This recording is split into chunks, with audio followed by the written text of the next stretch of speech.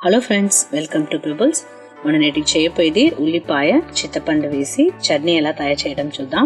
ఇది వచ్చి చూస్తుంటే మసాలా వడ ఇడ్లీ దోశగా మంచి కాంబినేషన్ గా ఉంటుంది. దీనింటే సులభంగా చేయవచ్చును. దీనికి కావాల్సిన చూస్తుంట 3 ఉల్లిపాయ, ఒక 6 లేదంటే 8 ఎండుమిరపకాయ, కొద్దిగా చింతపండు, దీంతో కొబ్బరి వేసి నూరి చేయబోతాము. కొబ్బరి వచ్చి మీకు ఆప్షనల్ దా, కావాలంటే చేయండి, అట్లా లేదంట కరివేపాకు కొత్తిమీర ఆకు వేసుకోవచ్చు. నేను వచ్చి నేటికి 2నే వేసి చేయబోతాము. 2 అయితే చేసి చూద్దాం. దీనికి కావాల్సిన విషయాలు చూసినట్ట 3 పెద్ద ఉల్లిపాయ ఎత్తుండాను, ఒక 10 వెల్లుల్లి రెబ్బలు, ఎండుమిరపకాయ, చింతపండు కొద్దిగా, కొబ్బరి తురిమిన కొబ్బరి వచ్చి ఒక పావు మూత ఎత్తుండాను, చేయి నిండా కొత్తిమీర ఆకు, చేయి నిండా కరివేపాకు. కడాయి పెట్టుకోండి, పెట్టేసి ఒక 3 చెంచా నూనె పోసుకోండి. పోసేసి ముందు మనం వెల్లుల్లి వేసుకుంటాం. అది కొద్దిగా వేగిన తర్వాత మనం ఉల్లిపాయ వేసుకోవచ్చు. ఉల్లిపాయ ఒక 30 సెకండ్స్ వేయించితే చాలు.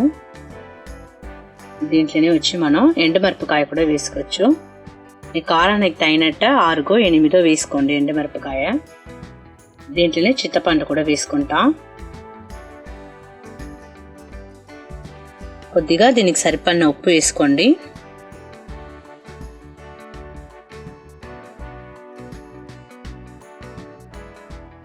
కరివేపాకు కొత్తిమీర ఆకు 2 వేసుకుంటాం. వేయించుకోండి. ఇప్పుడు మనం పొయ్యి ఆర్పేసి కొబ్బరి వేసుకుంటాం. ఆ ఉడికే చాలు వేడియే. బాగా కొద్దిగా చల్లారిన తర్వాత మనం మిక్సీలో నూరి ఎత్తుకుంటాం.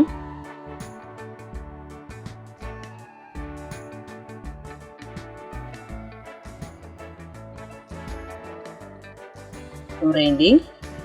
చూసారా, ఉల్లిపాయ చింతపండు చట్నీ రెడీ. నేను ఉల్లిపాయ చింతపండు వేసి చట్నీ ఎలా చేసాను చూస్తుంది. మీరు కూడా ఇంట్లో ట్రై చేసి చూడండి. ట్రై చేసేసి లైక్ చేయండి, కమెంట్ చెప్పండి, షేర్ చేయండి. మర్చిపోకుండా మా ఛానల్